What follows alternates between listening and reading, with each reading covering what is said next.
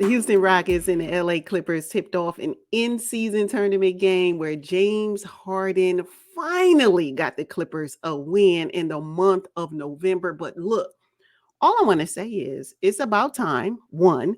And two, they barely got the victory on that 4-point play by James Harden. It's just, I'm still not impressed. And I don't think they are out of the woods quite yet. Not at all. Not at all. Yeah, we'll celebrate that small victory. But what that mean? Can you do it again? Can I get a three-peat? I mean, I want to see it go on and on and on. And until they do that, I'm still side-eyeing the Los Angeles Clippers. I'm just saying. I'm great for the win, but do it again. Exactly. Now, You know what with though? four, oh, go ahead. I did notice though that Kawhi Leonard's uh, play was a lot better, right? So I know that James Harden may have sealed the deal, but Kawhi looked a little bit better. I mean, I think he had like 26 something like points, and so that is a huge contributing factor on why they were able to at least stay afloat in that game. So hmm I think Coach Ty Lue, well, first of all, I think they won the game at the expense of Russell Westbrook volunteering to come off the yeah. bench. Now, have you heard from him himself that he volunteered, or do you think this is a spin by the Clippers organization so that it doesn't look bad that James came into town and now we're kind of booting Russ to the bench? I would probably say a spin, and the reason why I say that is because he refused to talk to the media.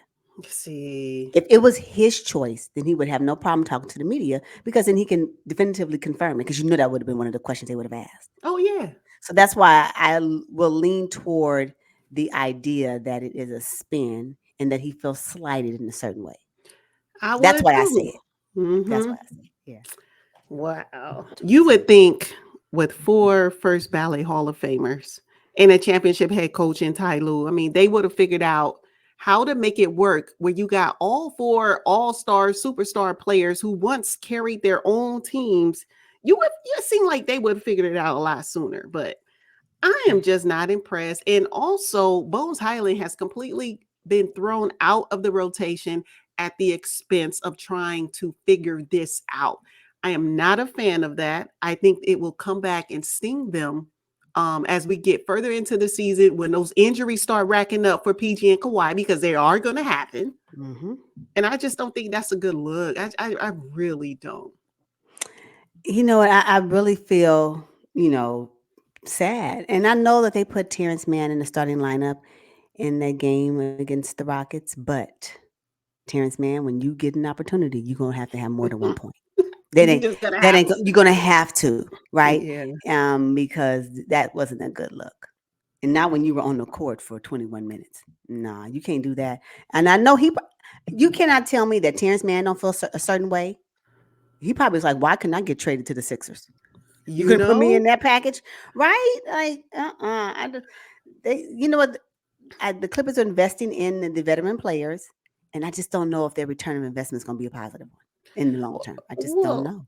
speaking of veteran players, I'm looking at PJ Tucker, Oh my who, gosh. oh my God, gave them nothing but three personal fouls, was negative 24 in 15 minutes, did not contribute at all. I mean, PJ, was this an error on the fault of this Los Angeles Clippers? Yes, yes, yes. Now, if you're going, if part of the package was in order for you to get James Harden, you would have to take PJ Tucker too. Okay, we'll take him and we'll buy him out. Like what? Yes. Like why is he even getting minutes? I don't get it. Did y'all not watch him play when he was over there with the Sixers?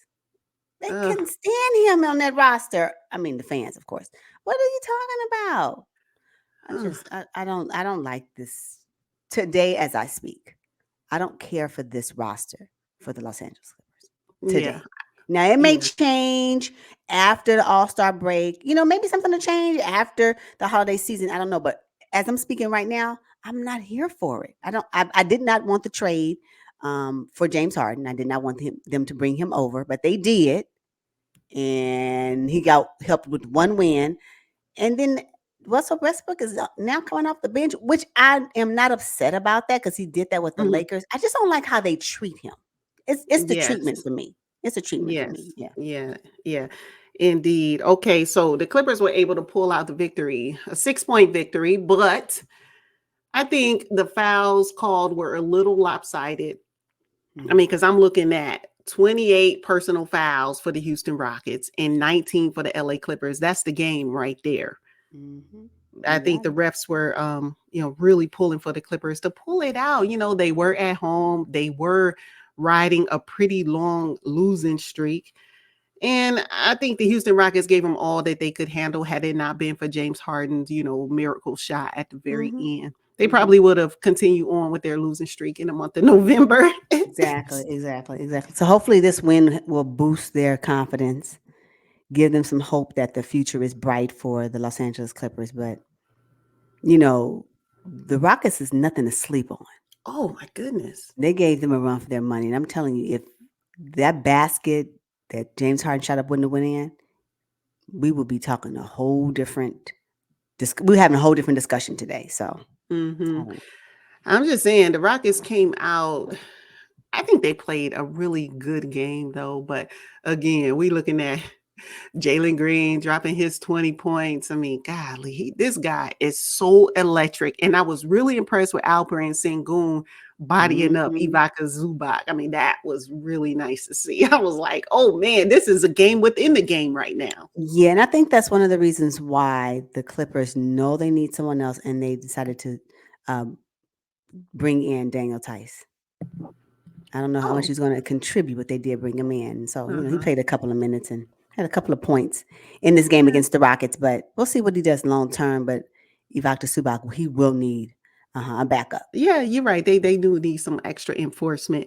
Hmm. Dylan Brooks doing his thing. He fouled out of this game, which is a little unusual for him. Like, we talked about recently, he usually gets right up to the point where he's about to foul out, but he doesn't. Even Jabari Smith Jr. was in foul trouble. And of course, Jayshawn Tate, coming off the bench with his hustle and defense, he got in Hmm. foul trouble too. So it kind of hindered them in the way that they could play.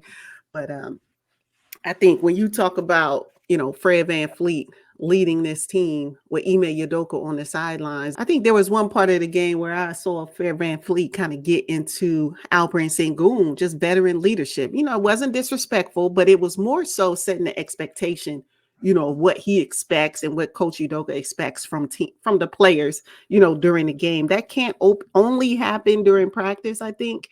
So it was really good to see. And Yeah, he and I listened. yeah, and I think Fred Van Fleet earned the right to be able to do that, especially since he is a champion. So and then Yes. there's that. Exactly. So the LA Clippers were able to secure that victory finally. And there was another game, another in-season tournament game where the Sixers and the Hawks got down.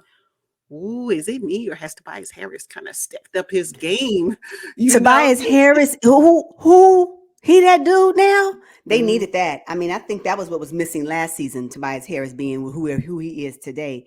And what's funny? Maybe the change of guard from coach to coach could have been the catalyst on why Tobias Harris is feeling real good this season because he is showing out. I appreciate him this season for sure, yeah, yeah. for And it sure. could be they don't have James Harden, pounding the ball for Oh my 22 God, seconds of the 24-second clock. got got the players falling asleep at their posts. They don't even you know what to know? do. Legs Yeah. cramping because they waiting on him to dribble, dribble, dribble, dribble, dribble, dribble, dribble, then pass. And you hope you get the pass. Oh my Yeah. gosh. I know. I can tell you right now though, the Sixers look so relieved. Such a better free flowing team now that James Harden is gone. I'm just sorry. I just love what they're putting together. I mean, this is the Sixers' first win after the loss to the Boston Celtics, so they needed this win badly, badly. And I think the Hawks was held. They were holding strong in the first half. I mean, at the halftime, the Sixers was up only by 1 point. So Mhm. the Hawks were giving them their business. I think they were doing pretty good. I think the Sixers just beat the Hawks on second chance opportunity to score second chance points. They did pretty good in that. And so I think the game just kind of went in the Sixers' direction because they were just better offensively Mhm. overall. They just shot the ball better. And I mean, what you gonna do with Tyrese Maxey? What you gonna do with that? I mean, he's Exactly. just that man. Oh my goodness.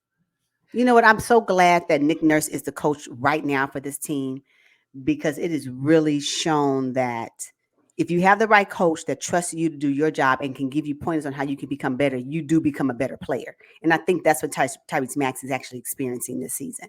Because it's not Mm-hmm. his first. This is like his third season, right, with Yeah. the Sixers. Yep. In season 3, he's finally coming into himself. So maybe the new coaching style, maybe the trust that he has on the roster. I mean, I think Embiid calls him the franchise. Like, come on, like all of that confidence. It's just when if he gets the ball, you better put your skates on because you about to be running down the court. His pace is so fast. I've talked about in the previous discussion we had that he got 2 superpowers: his pace and his floater. Yeah. And I may want to add a third one because that 3 ball be hitting too. It's Yeah. and it's at the right time. So he does such a great job at just being where he needs to be with the energy that he brings. And I think it really helps propel the Sixers. And, Embiid going to do Embiid things. He's going to always, Oh. And, what's so funny in watching that game, and I see it every time, and I'm going to mention it in this discussion when we're talking about the Sixers. When Joel Embiid gets the ball and he's, in the paint and he wants to shoot that 2-point shot, it's almost like it's in slow motion. it's like did they slow down the TV just real quick so he can bounce and get the ball up? And nobody's trying to contest it because they know they can't contest anything. Nah, It's put up, so he's gonna be able to take his time. I'm gonna next time I watch the game, I'm gonna count how many seconds it take him to do that. But it's amazing to watch. I just think that it was a really good game. And the Hawks did their best, but I think at the second half of the game, the Sixers was like, we got it. Yeah, and even though the Hawks kind of kept it close early on, I never felt like the Sixers were in danger of losing that game. But can we talk about Marcus Morris Sr. making a sighting for 2 minutes? Happy to see him on the court, but he did not contribute at all. I mean, I said it in a previous discussion when we talked about the Sixers that Marcus Morris does not do it for me. I was hoping that maybe he didn't do it for me when he was with the Clippers. I couldn't stand him in the starting lineup. He just kind of just stood around.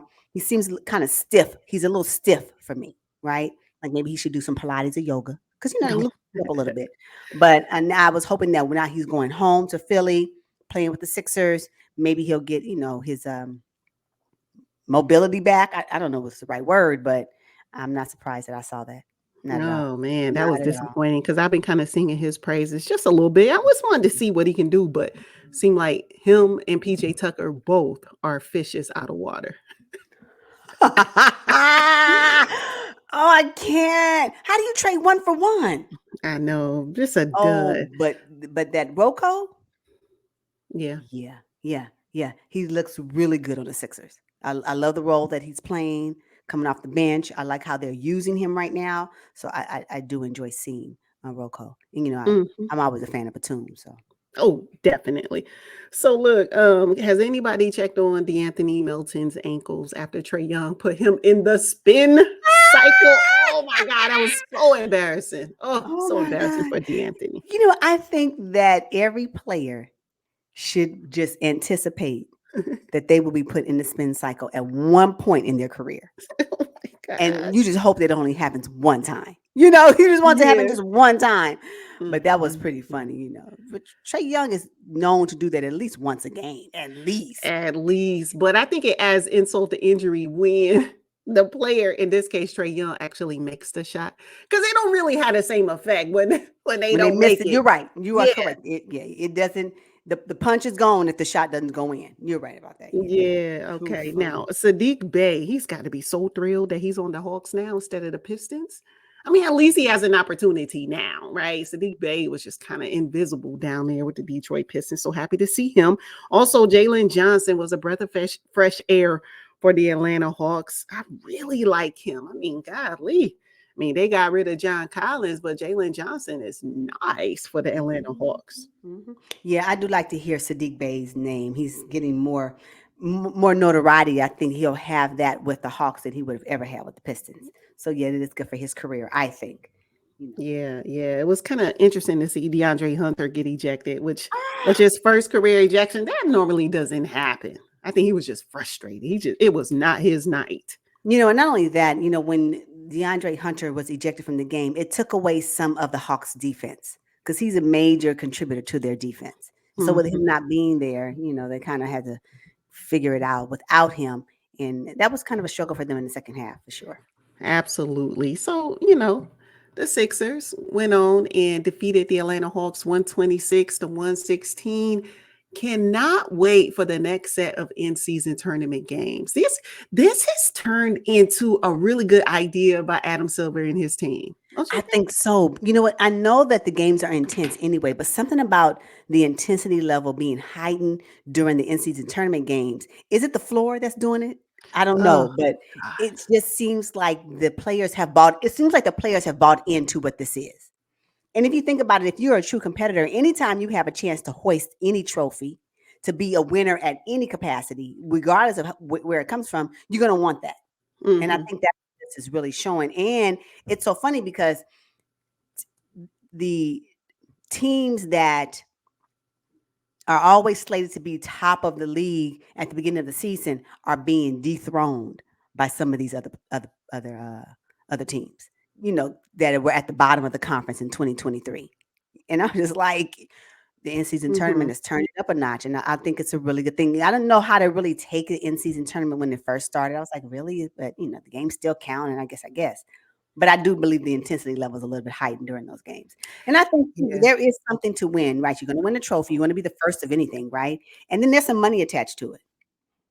So, Yeah, and Damian Lillard talked about playing for his guys who, aren't on the same level financially as him right, and how it could right. change their family's lives. So it's one thing to play for like, the All-Star game, or you playing for a charity, or you're playing for an actual person that you see every day. That's really, to me, that's what it boils down to for some of these superstars who are already making Mhm. 150, 200,000 per game. So 500K to them is not going to mean as much. But to someone coming off the bench, right? Yes. Somebody on a veteran, especially a veteran minimum who used to make the big dollars, now making veteran minimum. That's a huge deal to them. Of So I'm happy course. to see that. So I think that heightens the competitive level of the in-season tournament, and it's proven to be exactly I think what it was supposed to be. I like it. I love the games when they come on. Ooh, and they put that, and the courts are they're really growing on. They're growing on me. Mm, It has to be different, and I'm glad that it is. not me. I'm wishing I had Yeah. a black and white TV at this point. I told you it's that saturation of the color. It's real deep.